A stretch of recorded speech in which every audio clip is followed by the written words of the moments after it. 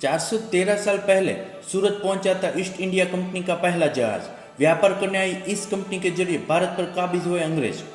East India company का पहला जहाज हेक्टर 26 अगस्त के दिन सूरत के तट पर पहुंचा था। इसे ही ईस्ट इंडिया कंपनी का भारत में आगमन माना जाता है।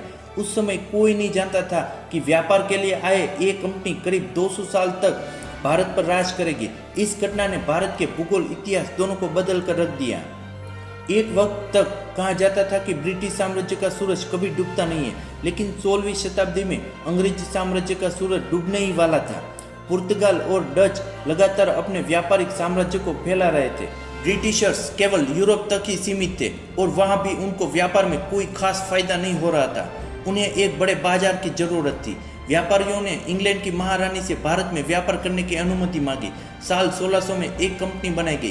कंपनी को मुख्यतः साउथ और साउथ ईस्ट एशिया में व्यापार करने के उद्देश्य से बनाया गया था, इसलिए कंपनी का नाम ईस्ट इंडिया पड़ा।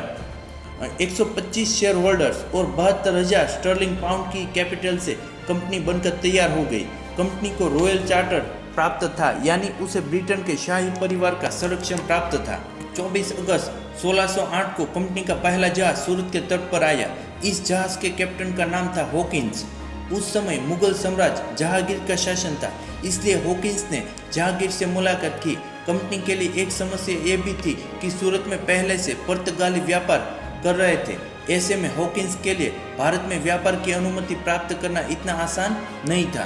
ब्रिटिशर्स ने उसके बाद संसद के सदस्य और राजदूत सर थॉमस रो को राज परिवार के शाही दूत के रूप में भारत भेजा। सर थॉमस रो ने 1615 में भारत आए और राजा से मिले। वे मुगल राजा को रिझाने के लिए अपने साथ बेशकीमती तोहफे लेकर आए थे। अगले 3 साल में ही रो ने मुगल शासन के भारत में व्यापार के लिए शाही फरमान हासिल कर लिए थे। कंपनी के लिए अब व्यापार के रास्ते पूरी तरह साफ थे। कंपनी ने तेजी से भारत में अपने पैर पसारना शुरू किए। हर बड़े बंदरगाह पर कंपनी ने अपनी फैक्ट्री स्थापित की। 1646 तक की कंपनी देश भर में 23 फैक्ट्रियां स्थापित कर चुकी थी। मुगल साम्राज्य की कमजोरियों का फायदा उठाकर धीरे धीरे कंपनी ने शासन प्रशासन में भी अपना दखल बढ़ाना शुरू कर दिया और एक व्यापारिक कंपनी से अलग प्रशासनिक कंपनी भी बन गई।